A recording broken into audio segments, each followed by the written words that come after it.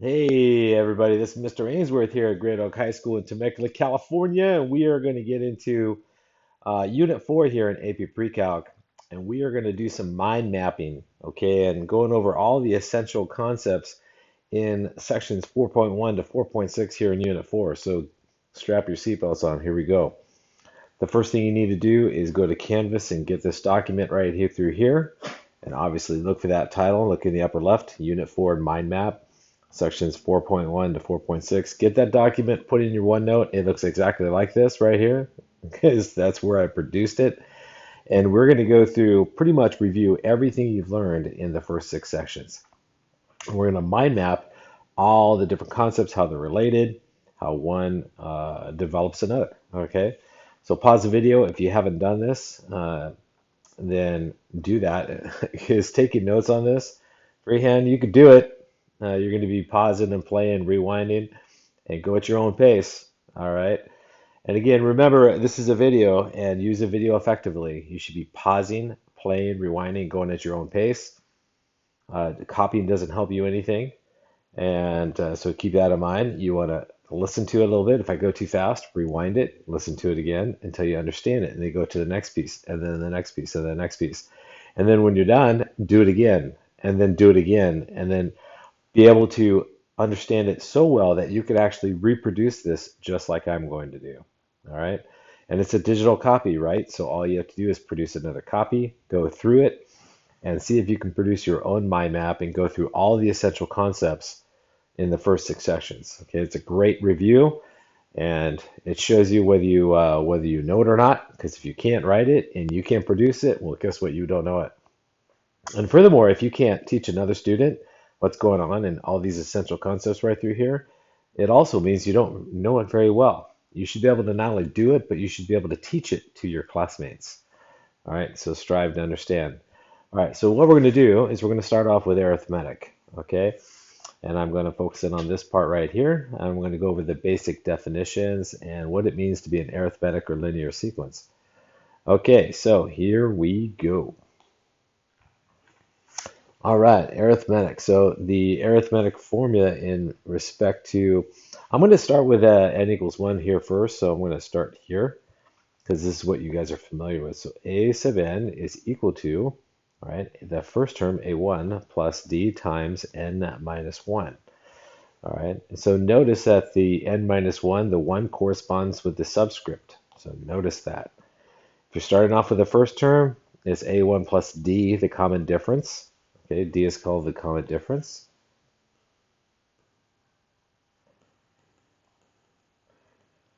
All right, which is basically your rate of change. Okay, rate of change here for linear functions, because these are linear functions. If you were, if you graph it, they would be linear. They'd line up on a line.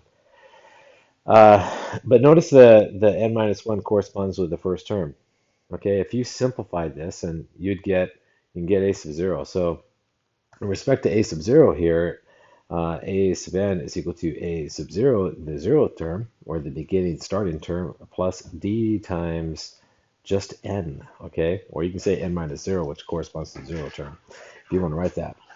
If you start with a2, you can rewrite the sequence as a sub n is equal to a sub 2, the second term, plus d times, well, guess what? N minus 2 for the second term. All right, and you can, when we do this numerically here, this all works out. You can see what's happening here. And if you want to start off with the third term, that's cool. You can start off with a3, but just add d, the common difference, times n minus 3. And again, the number, if you start off with whatever term, that number corresponds with what you subtract from n. So if you start off with the second term, it's going to be plus d times n minus 2. If you start off with the third term, it's plus d times n minus 3. They correspond with each other. Okay, just keep that in mind. Same is true for geometric sequence as well. All right, so keep that in mind. Now it doesn't matter whether we deal with the sequence first or the graph first, so let's go up here and let's deal with the graph first. All right, and if you hear a little pause tapping in the background, that's my little Jadabug. My little Boston Terrier, she's got some little paws on the wood floor. Okay, let's get back to business. Okay, so starting with the first term was 2. Look at the graph. Now, You guys have to know that that point, first point, notice that we've got the term number here. I didn't write that down, but this stands for the term number n. So when n is 1, a sub uh, n, excuse me, I didn't mean to write a sub 2, a sub n is equal to a 2. Okay, when n equals 2, the second term, a sub 2 equals 5. Why? Because it goes up 5. So these points are terms in an arithmetic or linear sequence. Arithmetic sequence or linear function, however you want to say it. Now you can write the sequence in different ways, and so we're going to get some practice right now. Okay, if you want to use a sub 1, well, then you take ooh, change colors right there. So you could take a sub n is equal to a sub 1. Well, I should actually put the numbers in, so let me start off with that. Right through here, so we're going to take 2 and add it to the common difference here, which we need to find right now. So what is the common difference? Well, let's back up for a second. So let's go, what do we do from 2 to 5? Okay, we add 3. Here from 2 to 5 is simply we add 3. From 5 to 8, we add 3. From 8 to 11, we add 3. And guess what? The common difference, or your rate of change, this is the rate of change of a linear function if you want to think of it that way, or what's called the common difference is 3. All right, so you take the first term, and again, this is a linear function, so it's a sub n is equal to a sub 1, if you're going to start off with the first term, plus d times your common difference, n minus 1, times n minus 1. So if you're going to use a sub 1, which is 2, you take 2 plus the common difference, which is 3 times n minus 1. Now we're going to simplify each one of these, and I'm going to show you that no matter what term you start with, you're going to get the same simplified sequence. When you distribute through the 3, you get 2 plus 3n minus 3. Got to distribute through twice. And when you take 2 minus 3, you get negative 1. So you get 3n minus 1. If you want to write it as negative 1 plus 3n, that's cool too. All right. If you start off with a sub 2, then their function looks like the second term, which is 5, right, plus 3 times n minus 2, because you start off with the second term. Well, let's show that these sequences are actually the same, right? Let's distribute through the 3.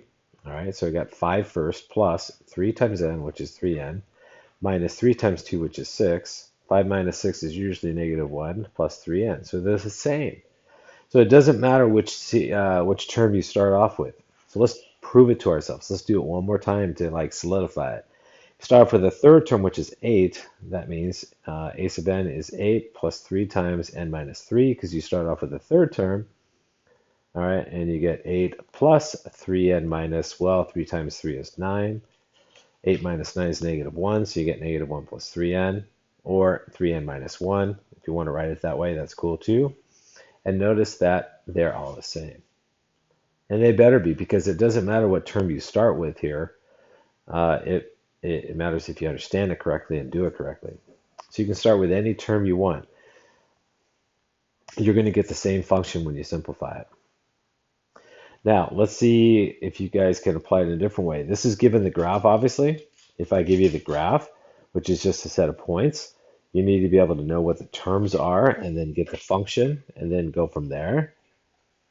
And then once you have the function, you can figure out whatever you want. In fact, let's just do something for fun here. If I want to figure out a sub 50, well, that's easy now, right? So I take 3 times 50 minus 1, right? 150 minus 1, that's 149, all right, by using the function. And so getting the function is kind of nice because you can get any term in the sequence you want. All right, now if you're not given a graph, if you're just given a sequence, well, guess what? Let's figure this out here. So let's go down here. We're given a sequence of the first 5 terms, and I apologize for the noise in the background. That's my French bulldog. His name is Romeo. You would love him if you saw him.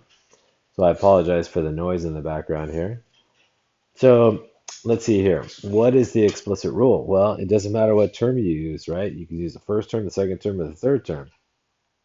So let's do it here. If you use the first term, Well, a sub n is going to be the first term, which is negative 3 plus, ooh, stop, wait a minute, what's the common difference right here?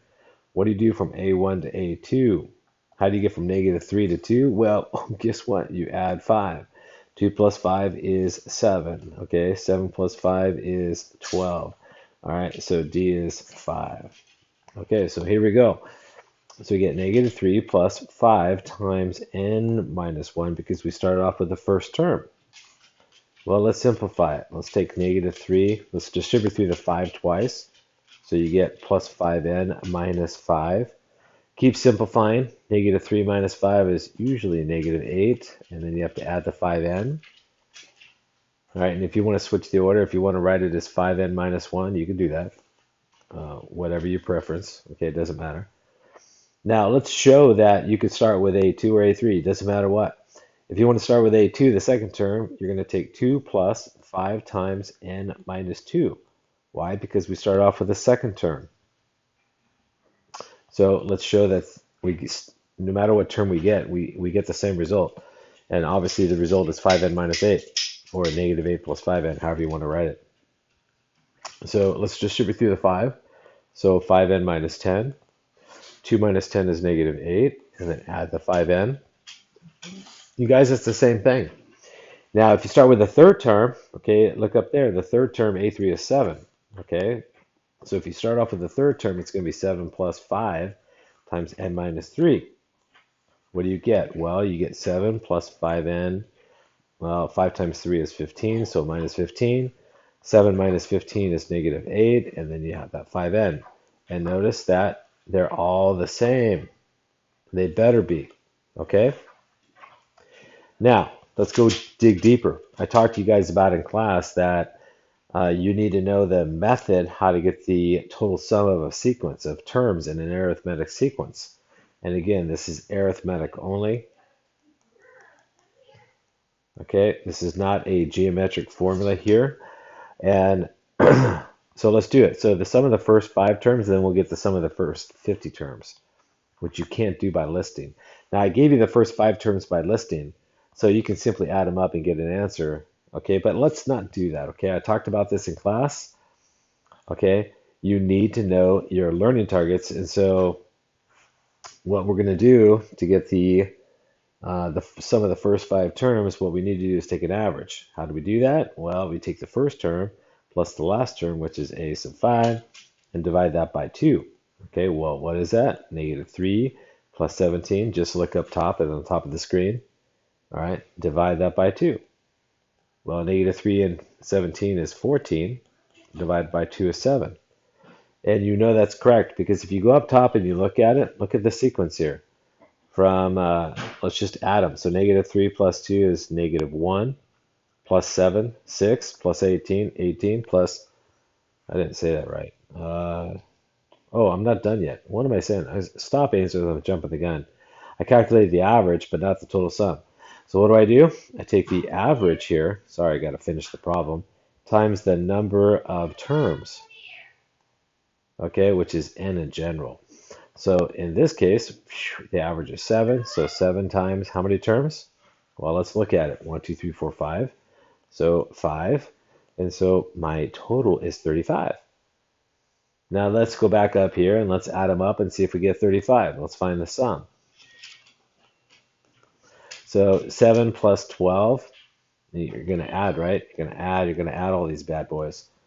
So let's add left to right. Okay, so negative 3 plus 2 is negative 1, plus 7 is 6, plus 12 is 18, 18 and 17, 35. Okay, add the terms. So notice that we got 35. So you could do it the old-fashioned way, but hey, if I changed the problem and I said, hey, find the sum of the first 50 terms, you don't want to, write out 50 terms. Come on, guys. We're better than that. So what do? Well, you use the method. So what is the method? Let's do it. To get the sum, all right, we got to get the average of the first 50 terms, which means that I need the first and the 50th term. And I'm given the first term is negative 3, so it's right up there. But I don't know the 50th term, so I got to figure it out. That's where we use the sequence formula. Okay, so you take this formula here and you bring it down here and you use it. Okay, so the sequence formula, a sub n is equal to -8 plus 5n. That's your sequence formula. Or, you could say formula, you could say rule, whatever, right? It's the same idea. Okay, so here we go. So we're going to take -8, all right, and add 5 times 50. Do this in your head, 250. So what's 250 minus 8? Well, it's 242, right? Hold on, did I do this? Yeah, 242. 242. So that's the 50th term. Now, the average. So what's the average? A1 plus A sub 50. Divide that by 2. -3 plus 242. Divide that by 2. So what do you get? Oh, I didn't do this right. Uh, did I do this right? Let me see. 250 minus 8. Yeah. All right, so 242. So 242. Wait a minute, this is not right. What happened here?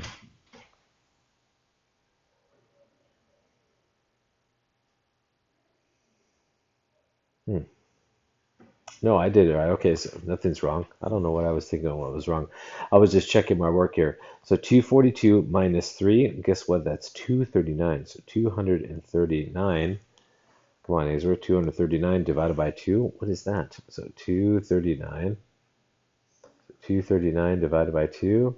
All right, 119.5. All right, so 119.5. And then the total sum would be the average here, all right, times the number of terms. All right, so what we're going to do is we're going to take this and bring it in. So 119.5 times 50. So all you do is take your answer. So you go second answer here, all right, times 50, right? And then boom, all right. So what do you get? You get 5,975, and that is the total sum. So you do not want to, all right, write out the first 50 terms on this, guys. You got to be smarter than that, and you have to use your learning targets here to find the sum of, however many terms you want by taking the average times the number of terms. So you got to focus in on process. So let's write that out, okay? Focus on process.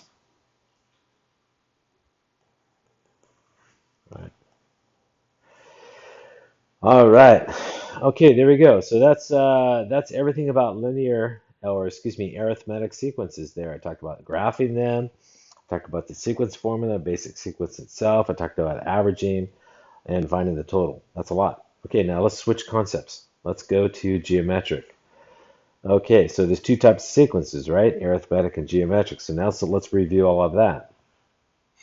All right, so the first thing we do is we generate some ideas here first. All right, so let's start up here at the very top, the definitions side, definitions here. Okay, dokie. All right, so if you start off with, let's start off with a sub 1 here because you're familiar with it. A sub n is equal to a1 times r to the n minus 1. Everybody has that memorized. That's your basic one. All right, now you should recall that if you start off with a sub 0, then guess what? It's just a sub 0 times r to the nth power. All right.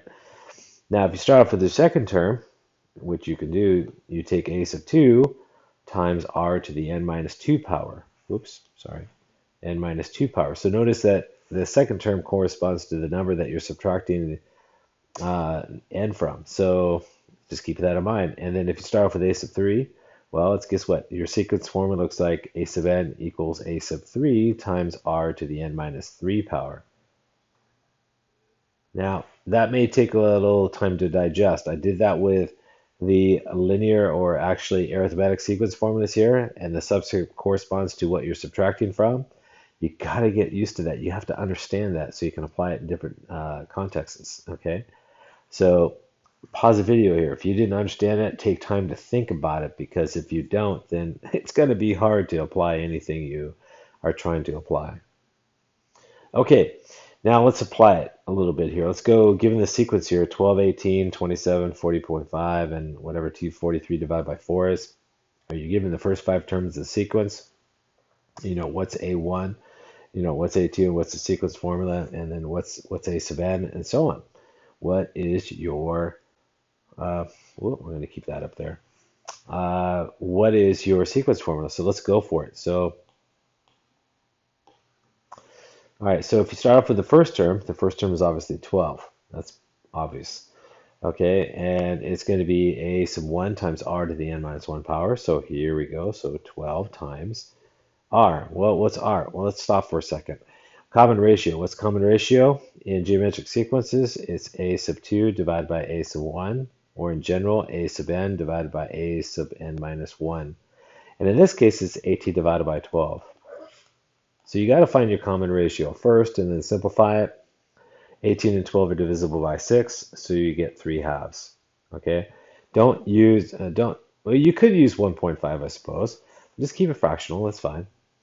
So go back to the sequence formula here. So you take your first term, a1, which is 12, times your common ratio, 3/2, to the n minus 1 power, and then you simplify it.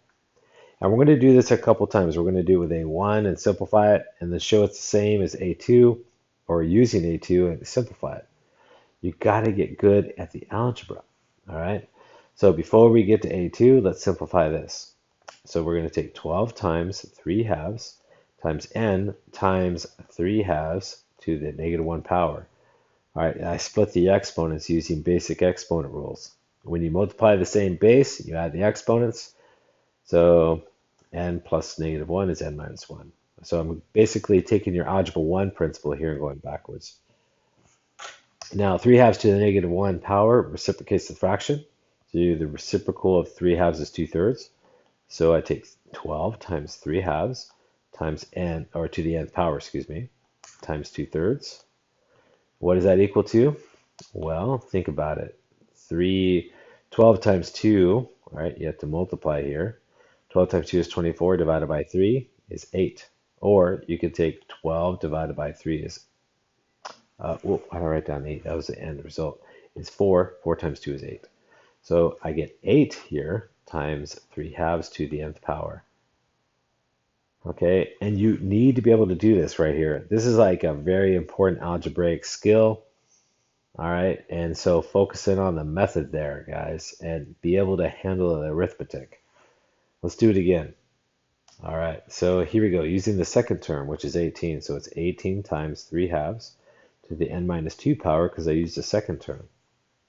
Well, what is that? So let's take 18 times 3/2 to the nth power times 3/2 to the negative 2 power. So how do you handle this, right?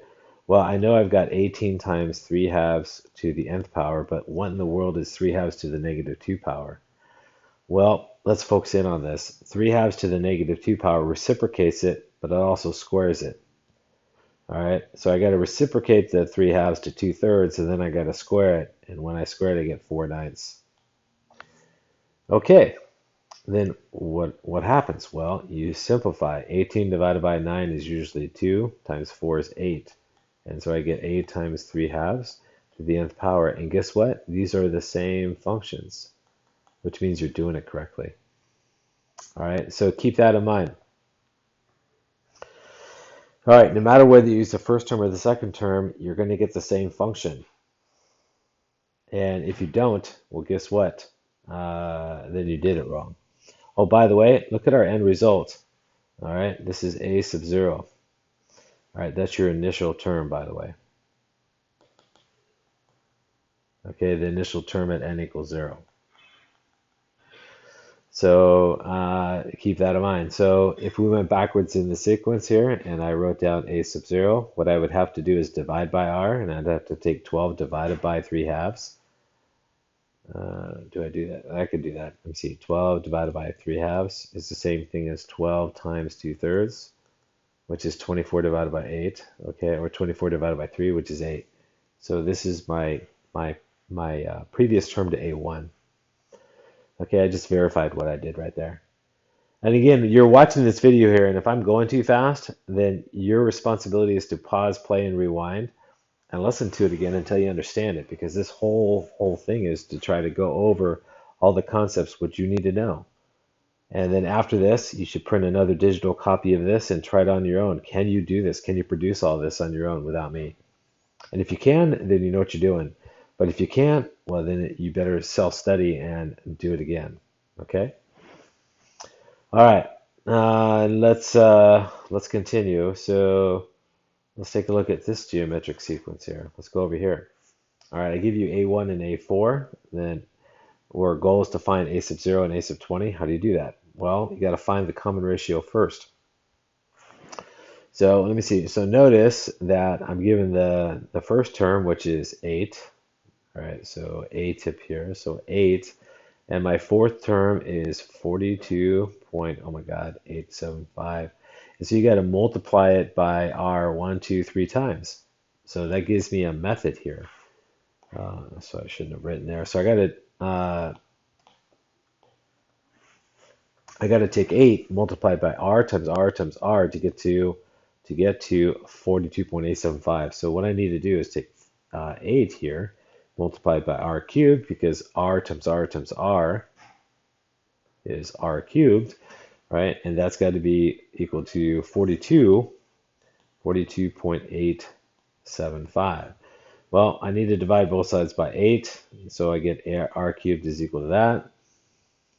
And then I'm just going to write it down, 42.875 divided by 8. And then I cube root it. So cube root here, cube root here. And thank God I talked about that in class, and you guys know what I'm talking about. So R is equal to whatever this is, 42.875 divided by 8 to the 1/3 power. So let's bring Desmos back and let's figure this out. All right, so let's take, oops. Okay, so 42.875, all right, divided by 2. All right, and let's raise it to the 1/3 power. So obviously 1/3 is 1 divided by 3, right? And, oh, that's not correct. What I do? Did I 42.8%? Oh, I didn't type it incorrectly. I knew that something was wrong here. I divided it by 2. So, the calculator is only as good as the user, okay? Which is me in this case. I got to type it in correctly. Notice the expression above. I put in divided by 2. I meant to put divided by 8. Okay, so my common ratio is 1.75. 1.75, that's called the common ratio. Okay, this is great. All right, so now what do we do? Well, we're done with that. So I know my common ratio, so now here we go. So I know it's 8 times 1.75 to the n minus 1 power. I can't write it in terms of A sub 0 because I don't know it yet. That's part of the goal. All right. What's A sub 20? Well, let's see. 8 times 1.75 to 20 minus 1. So let's bring the calculator back. Here we go. So 8 times 1.75, right, to the 19th power. Don't type in 20 minus 1. You know how to do that in your head, silly people. Okay, and then what do we get? Well, just read the calculator. 331,751.0525113. Take it to 3 decimal places. All right, 3 decimal places. So now we have A sub 20 here, but what in the world is A sub 0? What do we do? What do we do? Well, there's different ways to do this, right? Okay, so how about A sub 0? So A sub 0, that means n equals 0, right? So let's use the sequence formula. So 8 times 1.75 to 0 minus 1. So let's type it in. So 8 times 1.75, or you can divide by the common ratio. You can do that, by the way, which is the same thing as multiplying it by negative 1.75 to the negative 1 power. Okay, that reciprocates the fraction. All right, so let's take it to the negative 1 power. Make sure you use the negative button on the bottom of the calculator there in parentheses, not the minus button, because you'll get a syntax error. All right, and there we go. So this right here is approximately equal to 4.571 if you want to round it to 3 decimal places. So there we go. Look at that. So you have to find the common ratio first, write the function. Obviously, the function is important, and the function gives you your terms, okay? A sub 0 and A sub 20. All right, so now what do you do? So now what happens if they give you, oh, look at this, a graph, okay? So if they give you a graph, what's A1, A2, and so on? So let's go through it. All right, so the first term here, when n is 1, is 36, obviously. Second term is 24. Third term is, well, just look at it, 16. And the fourth term, who knows what it is. All right, so let's not use the fourth term. Let's use one of the first 3 terms.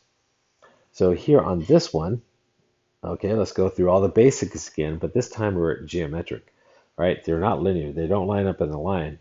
They are geometric, or the sequence is geometric or exponential. Okay, it's exponential decay because things are getting smaller.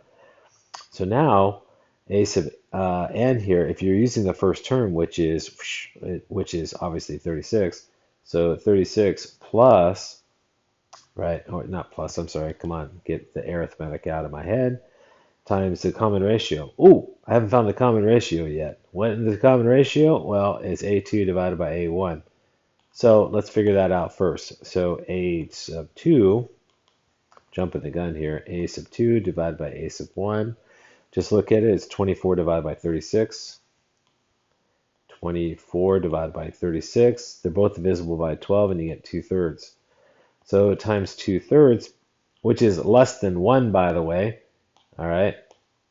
So let's state that. It's decay function. So it's less than 1, it's decay. All right. Why? Because it's getting smaller, right? So when the base is less than 1, it's getting smaller to the n minus 1 power. Okay, so what is that? Well, let's multiply out just like we did earlier. Up here, let's do all this arithmetic up here. All right, but let's do it this one. So let's just focus on what we have. So 36 times 2/3 times n, or excuse me, to the nth power, sorry, times 2/3 to the negative 1 power. Well, what do we get? We get 36 times 2/3 to the nth power. And then that 2/3 to the negative 1 reciprocates the fraction to 3/2. So what do you get? Well, 2 and the 8, I said the answer. 2 and the 36 is 18, times 3 is 54. All right, so we get 54. 54 times 2/3 to the nth power. All right, and again, this is a sub 0. That's your 0th term. So it's off the graph. It's way up there, okay? All right, now you don't have to use the first term. You can use the second term, which is 24. So if you want to use 24, you're going to take 24 times 2/3 to the n minus 2 power because you're using the second term. Well, what is that? So let's figure that out. So, and let's just show that we get the same function. Let's get good. So take 24 times 2/3 to the nth power times 2/3 to the negative 2 power. Well, what do you get? Well, with the first part, we have 24, obviously, because just look at it, times 2/3 to the nth power. But what in the world is 2/3 to the negative 2 power? Well, the negative reciprocates it. The reciprocal of 2/3 is 3/2, and then you got to square it. So if you square 3/2, you get 9/4. And this is all the stuff that you learned in previous class that really comes into play. Okay, I teach my Algebra 1 kids this in second semester. So you guys can do it. And then you simplify. 4 into 24 is 6. 6 times 9 is 54. All right, and what do you get? You get 54 times 2/3 to the nth power, which is the same function. And you better get the same function because it doesn't matter which term you start with, as I keep on saying in this video.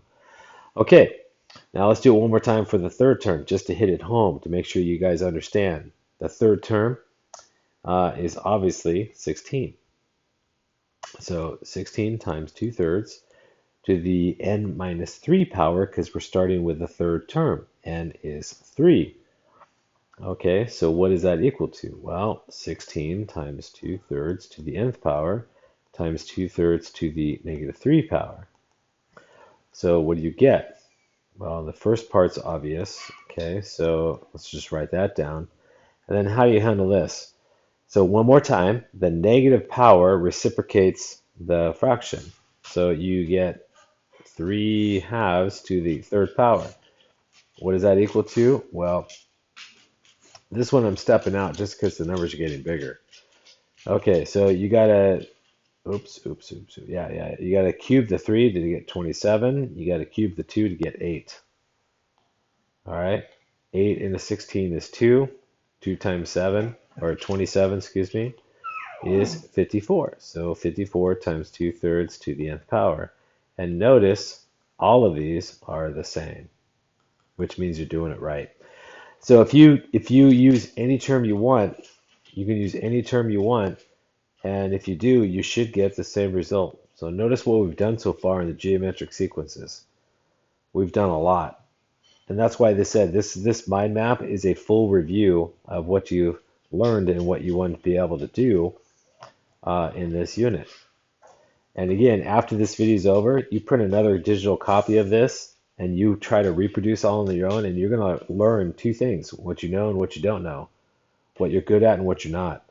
And the only way to see that is if you practice, okay, active recall what you've learned. Okay, so do that for yourself. It's going to really, really help you. Now, the last thing we need to do is apply it to money. And the last section 6, we talked about how money compounds when you invest it.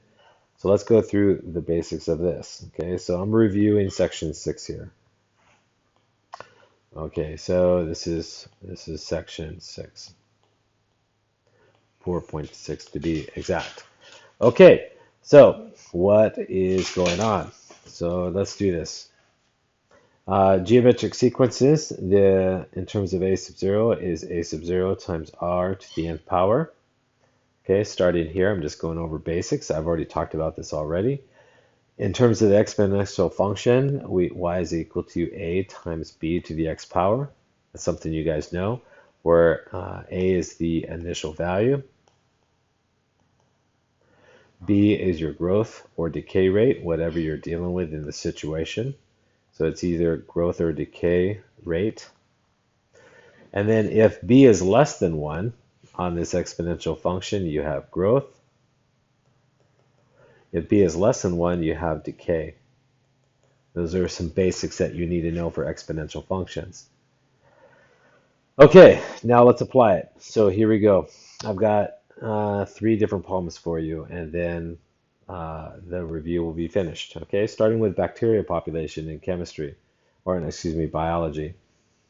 Okay, let's focus in on this right through here. If I give you initial population of bacteria is 50, kind of small. You put it in a petri dish, let's say, and you want to see what happens. And amazing things happen in a petri dish. And it's going to be way bigger than these numbers, but let's say this is what happens. Let's say they're slow bacteria.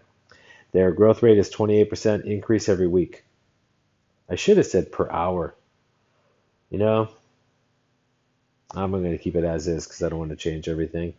All right, so because bacteria grow really fast. If you've ever been in biology class and you've done this experiment, which hopefully a lot of you guys have, you know what I'm talking about. Okay, so what is the function? Well, y is equal to a with the initial amount 50 times your rate of growth. Okay, and if you're increasing 28%, well, guess what? 100 plus 28 kind of sounds like 128%, and as a decimal, it's 1.28. So your growth rate is 1.28 to the x power, where x stands for number of weeks. Okay, so here x equals 10 weeks. So if you substitute in 10, you get 50 times 1.28 to the 10th power, and then you calculate it. So let's bring it back here. So let's take 50 here and multiply it by 1.28, and let's raise it to the 10th power because it's, after 10 weeks. And then it's about 590.2 bacteria. Okay, but this is bacteria, right, guys? So 590.2, and you have to round it because these are living things. All right, so it's about 590 bacteria. Okay, when it comes to living things, you round your answers. Okay, now if it's not living thing, if it's money, then you round to the nearest, hundredth, nearest penny. But we're dealing with living things here, so you round it. Okay, now when it comes to money, let's handle this. Okay, when it comes to money, there's two ways to invest your money. You can invest it at in a place where it compounds, a certain number of times, like you compounds weekly or monthly or daily or by minute or by hour. And you could also compound it continuously, which is obviously the best way to go. Okay, so let's start with compounding n times. Okay, so what is the formula? You have to know it. So do you know it? So let's take the initial principle here, which is p sub 0 at t equals 0 here, multiply it by 1 plus r divided by n to the nt power. You have to know what you're doing here. P sub 0 is your initial amount invested. Okay, initial amount invested. It's called the principal in banking terms. All right, r is your interest rate. N is the number of times compounded. These are all things that you have to know in order to understand what you're doing. So make sure you fill this out. This is really important. And T is time in not quarters, not months. All right, it's in years, always. Okay, that's really important. Okay, so let's suppose you invest $5,000 at an APR, annual percentage rate of 4%. Okay, annual 4% per year. This is per year. Okay, compounded weekly. Okay, and weekly, guess what? There's 52 weeks in a year, and you do this for 10 years, and that tells you that T is equal to 10. Okay, and this tells you that N is 52. All right, so let's take our initial investment of 5,000, multiply it by 1 plus R, which is 0.04 as a decimal, so 0.04 divided by N, which is 52. And let's raise that to the NT power. All right, so N is 52 times T, which is 10. Or you can write down 520 because guess what? There's 520 weeks in 10 years. All right, so let's bring the calculator back and let's work it out. It's pretty simple actually on the calculator. Okay, so make sure you type in the right numbers. So 5,000 times 1 plus, all right, 0.04, not 1.04, but 1 plus 0.04 divided by 52. Don't make that mistake that a lot of people do. And then let's raise it to the 520 power. 52 times 10 is 520. So use a little mental math. And what do you get? Well, how much money do you get? 7,000, excuse me, $457, and rounded to the nearest penny, that's 98 cents. 98 cents. Now you round it to the nearest penny, not to the nearest thousands, because you're dealing with money here. All right, so 2 decimal places. Now you can do better than that, as I talked about in class. So the best way to do it to maximize your money is using your compound continuous function, which is A, all right? Actually, let me use p sub 0, sorry.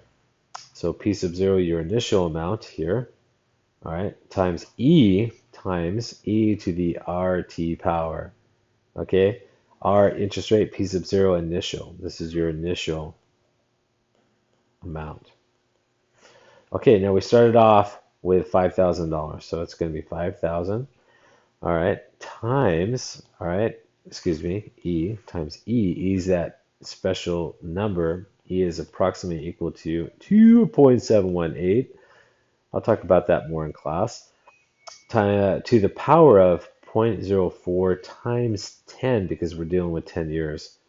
All right, and so let's bring the calculator back and let's work this out. It should be a little bit better than we had before. So we have 5,000.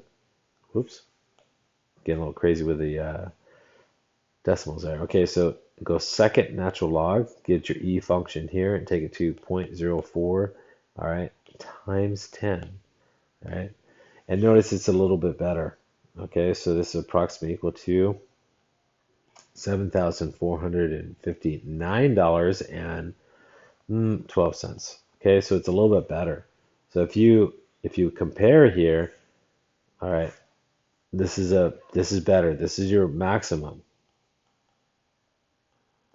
money you can earn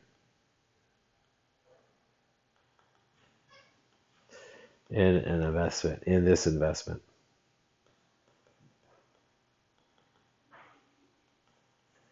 All right. And there we go. That, my friends, is a full review. Look at this, man. That's a one an awesome looking mind map of everything you learned in the first six sections, I think. I mean, not everything, but pretty darn close. All right, and what I want you guys to do is do this again, okay? And what you want, print off another copy. All right, so print off. You just type, copy it off to the side. Another copy, okay? And practice recall this. Can you do this on your own?